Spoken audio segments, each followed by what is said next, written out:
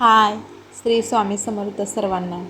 आज ना मस्त टेस्टी चटपटी असं बटाट्याचं लोणचं बनवते. लोणचं किंवा आचार मस्त चटपटी. तर त्यासाठी मी काय केलेलं आहे, बटाटा उकडून घेतलेला आहे, एक बटाटा मोठा उकडून घेतलेला.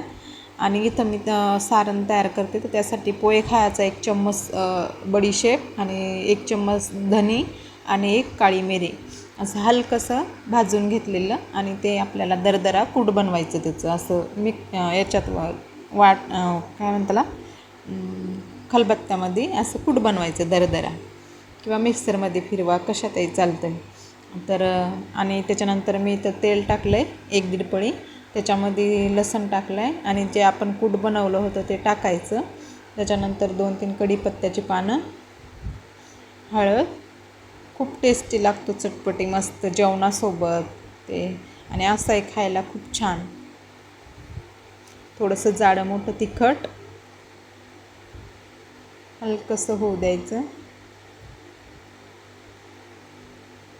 1 सुकी मिरची टाकलेली मी कट करून. थोडंसं जिरं.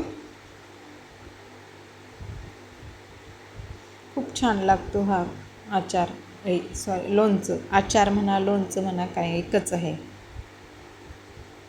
आणि इथं बटाटा हे बघा, अशी फोडी केलेली मी लांब लांब कट केलेला, उकडून घेतलेला आहे मी. तर तुम्ही उकडून नाही घेतलं तरी असंच पातळ स्लाईस केला तरी चालतात. मी इथं उकडून घेतलेला, पाणी न टाकता शिजवलेला असाच. खूप छान. आणि 2-3 दिवस सहज राहतो फ्रीजमध्ये स्टोअर करून ठेवला तर. पाणी न टाकता शिजवलेलं आहे, त्याच्यामुळं खराब होत नाही, काय नाही. मीठ टाकायचं चवीनुसार. थोडेसे तीळ ॲड केले मी आणि थोडंसं आमचूर पावडर. इथं तुम्ही लिंबू असल्यास लिंबू पण पिळू शकतात. एकदम चटपटी मस्त, नाही का. उन्हाळ्यात थोडंसं चटपटी खावंसं वाटतं आहे माणसाला. जेवणासोबत असं चटपटी असलं तर अजूनच भारी जेवण जातं आहे.